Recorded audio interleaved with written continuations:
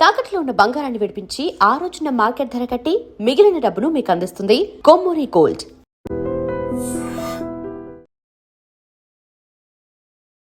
Welcome to iDream media.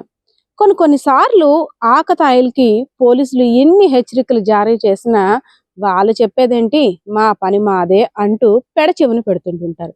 కానీ పోలీసులు ఇప్పుడు వచ్చిన కొత్త టెక్నాలజీని ఉపయోగించి ఆకతాయిల పని పడితే ఎలాగుంటుందో నా పక్కన ప్లే అవుతున్న వీడియోలో చూసేయండి.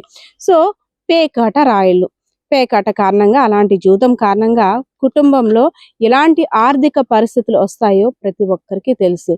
ముక్క పడిందా లైఫే, కానీ అటుదిటు తిరిగిందా కుటుంబం అంతా కూడా రోడ్డున పడిపోతుంది. అలాంటి పరిస్థితి మీకు ఎవ్వరికి రాకూడదు. కుటుంబాలతో హ్యాపీగా ఉండండి. పేకాట జోలికి పోవద్దు. కొన్ని అసాంఘిక కార్యక్రమాలు చెయ్యొద్దు.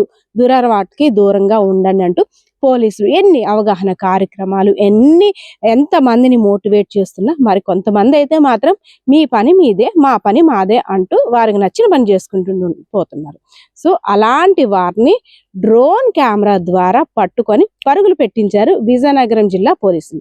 విజయనగరం జిల్లా ఎస్పీ అయినటువంటి ఏఆర్ దామోదరం గారి ఆదేశాల మేరకు నెల్లిమర్ల నియోజకవర్గంలో ఉన్నటువంటి స్టేషన్ పరిధిలోని కొంతమంది పేకాట ఆడుతున్నట్టు సమాచారం వచ్చింది.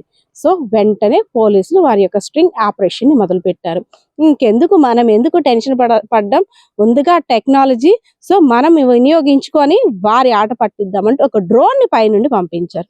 అంతే, వాళ్ళు ఎక్కడ ఆడుతున్నారు, ఏ మూల ఏం చేస్తున్నారు అన్ని పిక్స్ వచ్చేస్తాయి.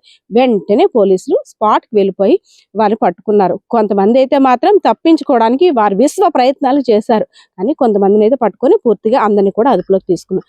దాదాపు 1,85,000 పైచిలకు డబ్బుని స్వాధీనం చేసుకున్నారు. సో ఇంత డబ్బు కుటుంబంలో ఎలాంటి పరిస్థితి ఉందో కూడా ఆలోచించకుండా కేవలం ఎంటర్టైన్మెంట్ కోసం పేకాట ఆడడానికి కుటుంబ సభ్యుల పరిస్థితిని పక్కన పెట్టేసి మరి వచ్చి వీళ్ళ ఎంటర్టైన్మెంట్ కోసం ఈ డబ్బునంతా కూడా పేకాట్లో పెడుతున్నారు.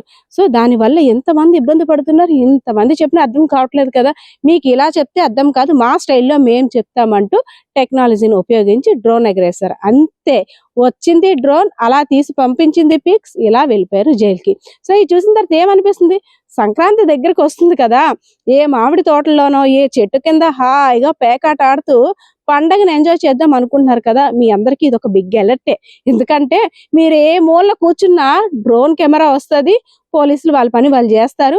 ఇప్పుడు స్పాట్ లోకి పోలీసులు రావాల్సిన లేదు, వారు వదిలిన కెమెరా చూస్తే చాలు, మీరు కూడా పరుగులెట్టాల్సిందే వీళ్ళలాగే. సో ఈ వీడియో చూసిన తర్వాత మీ ఆలోచన ఏ విధంగా ఉంది, సో పోలీసుల పనితీరు పట్ల మీరేమనుకుంటున్నారో కామెంట్ సెక్షన్ లో కామెంట్ చేసేయండి. కెమెరా పర్సన్ బాలకృష్ణతో పద్మ, ఐడ్రీ మీడియా, విజయనగరం. నిజంగా ప్రస్తుతం ఉన్నటువంటి సమాజం దేనికి ప్రయారిటీ ఇస్తుంది? ఆర్థిక సంబంధాల చుట్టూ మాత్రమే తిరుగుతుంది. మళ్ళీ ఎన్నికలంగానే చాలా విరక్తి కలుగుతాను.